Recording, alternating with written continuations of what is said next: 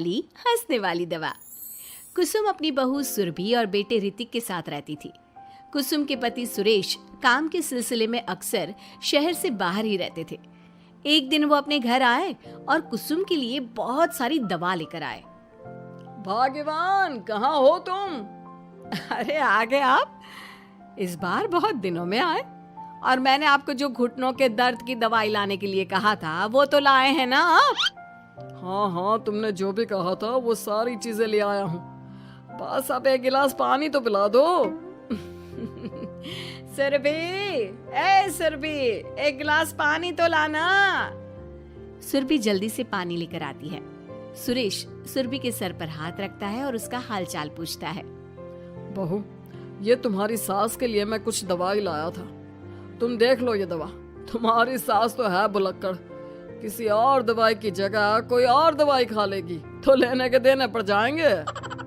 सुरेश एक एक करके सुरभि को दवाई बताने लगा। देखो, ये घुटने के दर्द की दवा है, यह घुटनों के दर्द के लिए मालिश का तेल है, रोज रात को मालिश करनी है इससे। ये बीपी की दवा और ये कमर दर्द की। एक दवाई की शीशी हाथ में लेकर कहते हैं, लेकिन ये दवाई किस चीज की है? लगता है मेडिकल वाले ने गलती से दे दिया। सुरेश कुछ दिन अपने घर वालों के साथ रहता है और फिर सुरभि को आज बहुत ज्यादा काम है। चलो कोई बात नहीं, मैं खुद ही दवा ले लेती हूँ। अरे वाह, ये दवाई तो बहुत स्वादिष्ट है, थोड़ी सी और पी लेती हूँ। इस तरह कुसुम थोड़ी थोड़ी करके हंसने वाली दवाई की पूरी बोतल ही पी लेती है। माँ जी, आज मेरे मायके वाले आ रहे हैं, भैया का फोन आया था। क्या कहा, मायके वाले? अरे तो तू यहाँ क्यों खड़ी है? खाने में कुछ अच्छा सा बना ले। माँ जी, आप इतना हंस क्यों रही हो? आप मेरे मायके वालों का मजाक तो नहीं बना रही हो ना? नहीं, मैं कहाँ मजाक बना रही हूँ। मैं तो बस बता रही हूँ। माँ जी, आप झूठ भी बोलती हैं, आप अभी तो हंस रही थी। कुसुम हंसती ही रहती है। सुरभि वहां से चली जाती है और खाने की तैयारी। कैसे हैं आप? मैं तो ठीक हूँ। आप बताइए, आप कैसे? आंटी जी, आप इतना हंस क्यों रही हो? मैं कहाँ हंस रही हूँ बेटा। जब कुसुम लगातार हंसे जा रही थी तो उन्हें इंसल्ट फील हुई और वे वहां से जाने लगे। अच्छा बहन जी, हम चलते हैं। आपकी मेहमान नवाजी का बहुत बहुत शुक्रिया। सुरभि की माँ जा ही रही थी, तभी उसका पैर फिसल गया और वो बहुत तेज गिरी। माँ, आप ठीक तो हैं? अरे बहन जी, अब ठीक तो है। क्या हो गया है आपको? माँ, आप ठीक तो है ना? अंदर चलिए, मेरे कमरे में आराम कर लीजिए। नहीं सुरभि, हम जा रहे हैं, हमें अपना मजाक और उड़वाने का शौक नहीं है। और सुरभि, तुम अपनी सास का इलाज कराओ। इस तरह सुरभि के मायके वाले चले गए तो सुरभि का गुस्सा चौथे आसमान पर था। उसने अपनी सास से कहा, माँ जी, आपने मेरे भाई और मेरी माँ के साथ ऐसा क्यों किया? अगर आपको उनका यहाँ आना अच्छा नहीं लगा तो आप मुझसे बोल देती। इस तरह उनकी इंसल्ट करने की क्या जरूरत थी? नहीं बहू, मैंने कुछ नहीं किया। अरे भला मुझे क्या पड़ी है जो तेरे घर वालों का मजाक उड़ाऊंगी? देखिए माँ जी, आप अब भी हंस रही हैं। आपसे तो बात करना ही बेकार है।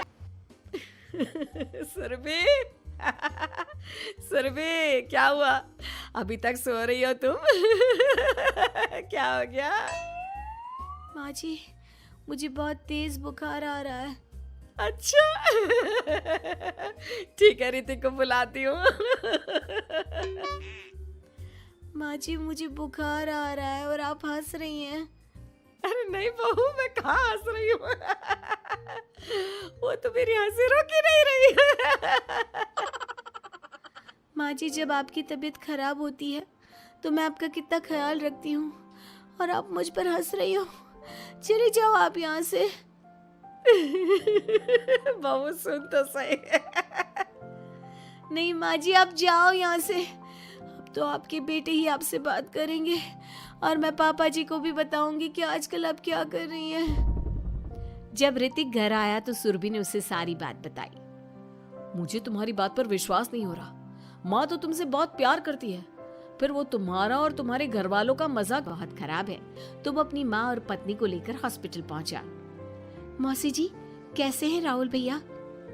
बेटी, इतने दिन हो गए मेरे राहुल को बीमार हुए, लेकिन उसकी तबीयत में कोई सुधार नहीं आ रहा।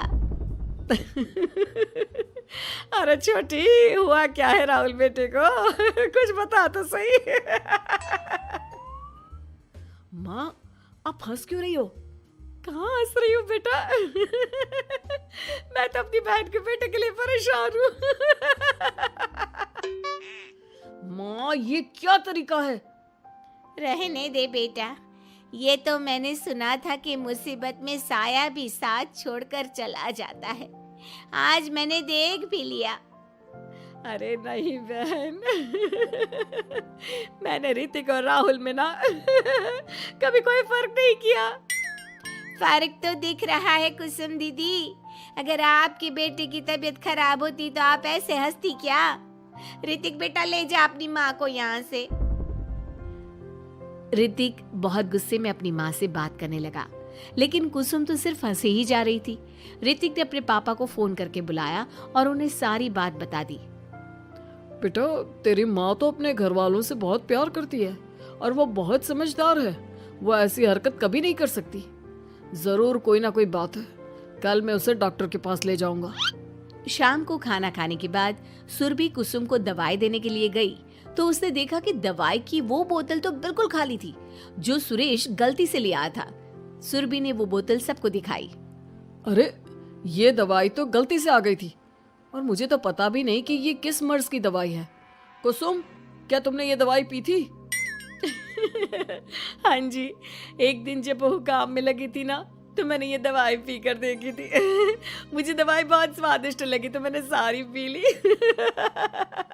माँ, आपको दवाई स्वादिष्ट लगी? अरे, आप भी बच्चों जैसी बात करती हो। ऐसे कोई भी दवाई नहीं पीनी चाहिए। इससे कोई हंसने वाली दवाई है और माँ ने एक साथ बहुत मात्रा में दवाई खाई है तो इसका असर थोड़े समय तक तो रहेगा। उसके बाद माँ बिल्कुल ठीक हो जाएगी। अच्छा हुआ जो तू डॉक्टर से पूछ कर आया, नहीं तो हंसते हंसते मेरा पेट ही दुख गया है। तुम जब तक पूरी तरह ठीक नहीं हो जाती घर पर ही रहना, और घर पर कोई मेहमान आए तो उससे बात मत करना। आप ठीक कह रहे हो, मैं ऐसा ही करूंगी।